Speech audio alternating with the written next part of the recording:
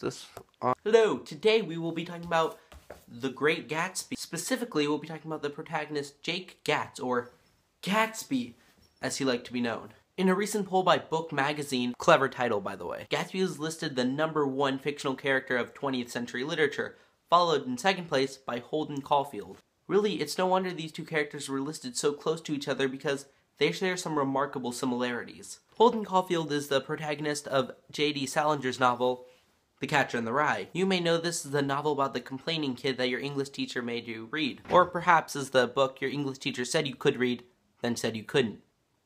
You see, Holden and Gatsby are remarkably similar, even though they seem like polar opposites. One of them's a kid, one of them's an adult. One of them's living in New York, one of them's living in New York. One of them comes from a rich family, one of them is rich. One of them dropped out of school, one of them dropped out of school, one of them... These two characters, although they might not seem similar just by first appearances, are remarkably so. Alright. One of the biggest similarities is also a theme throughout the novels: alcohol. Holden is seen drinking throughout The Catcher in the Rye, yet whenever he does, he ends up sad. When he goes drinking with Sally Fields, he realizes that she doesn't feel the same way about him that he wants to feel about her. When he drinks in a bar when he first reaches New York, he ends up with a girl who dances okay but doesn't like him at all, and he realizes how lonely he is. Gatsby, on the other hand, doesn't drink at all, even though he's a bootlegger of alcohol.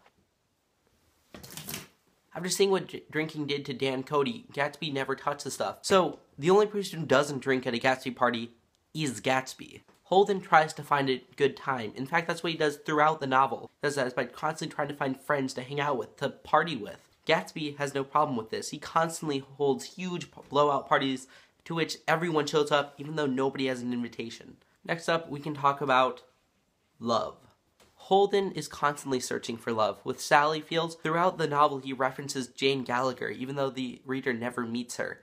But he talks about how she was a rare type of person, one he doesn't think is phony, one who he enjoys and thinks is pretty. Next up, he meets Sally Fields, an old friend of his, and he becomes obsessed with her rather quickly. And Holden asks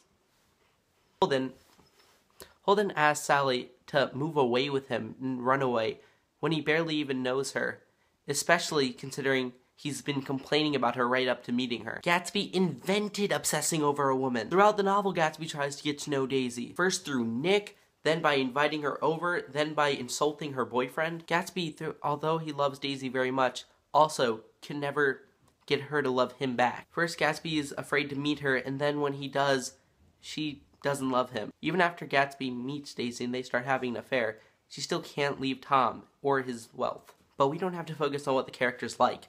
We can talk about what they hate. Holden, throughout the novel, talks about his hate of phonies. People he doesn't think are really there. Maybe people he doesn't think are smart enough or think enough, or just people that like movies.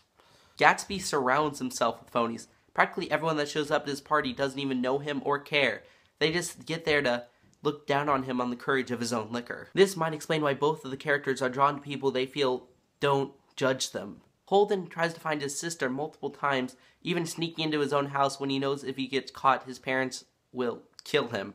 This is because Holden sees his sister as someone who is uncorrupted by the adult world, someone who is honest, someone he can trust. Gatsby finds this kind of person in the narrator of the novel, Nick Carraway. Get it? Carraway? Because he doesn't really care and everyone has carelessness, and Fitzgerald could have done better. Gatsby likes Nick because Nick doesn't judge him. Nick is okay with him being a bootlegger because he sees that Gatsby is an honorable man. Let's talk about that word, honor.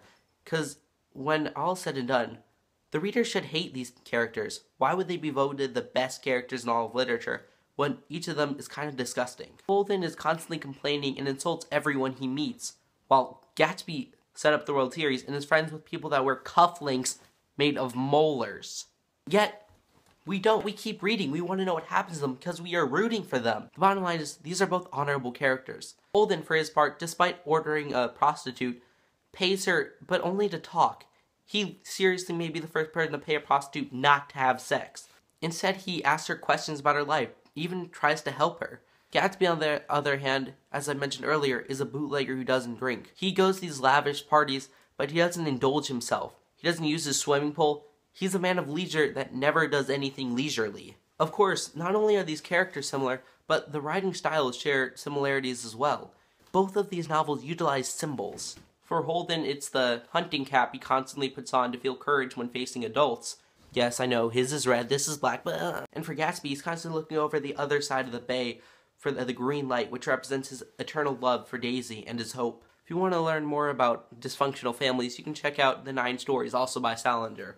Ugh, don't you hate it when authors keep reusing the same themes? Oh, hi, Beautiful and Damned. Thank you.